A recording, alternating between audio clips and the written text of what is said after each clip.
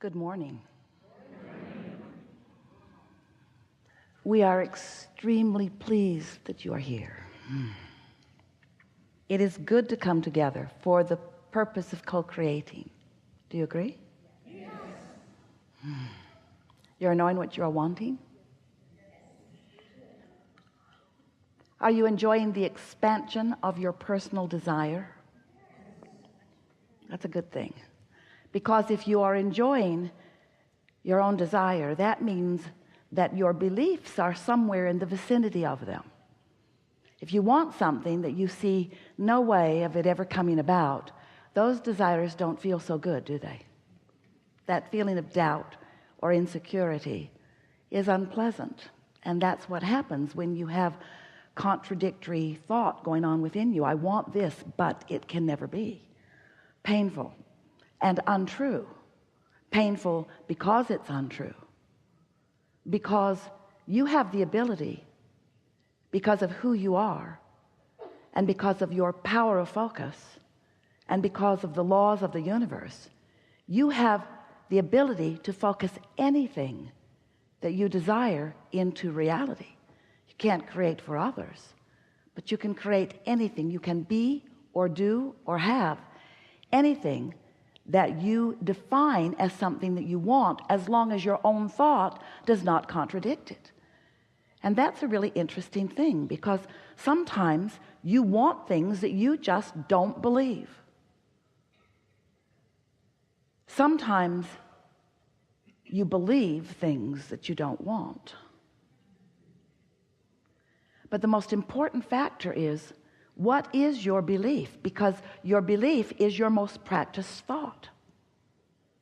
When you think a thought and hold it as your point of focus for as little as 17 seconds, another thought like it joins it.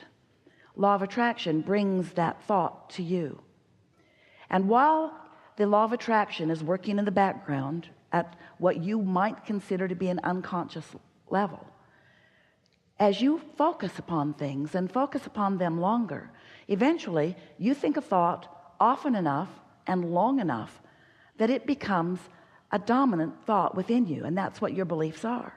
And your beliefs equal your point of attraction, because what you're thinking is causing you to emit a vibrational signal that law of attraction is answering with things like it.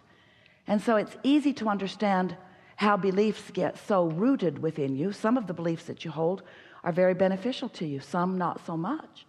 But it's easy to understand how beliefs would become so rooted, because when you think something long enough that it's a pattern or a habit of thought, then things begin to actualize around it. They begin to demonstrate around it.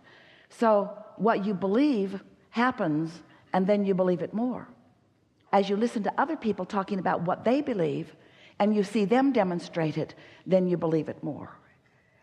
Esther argued with us in the early days of our interaction. She would say, Abraham, it's true. That's a true thing. So don't you think, I've been trained, she said, to be objective, to weigh the pros and the cons and the pluses and the minuses, to be balanced in all things, to give my attention, to be objective. It's a true thing. So shouldn't I at least acknowledge this true thing?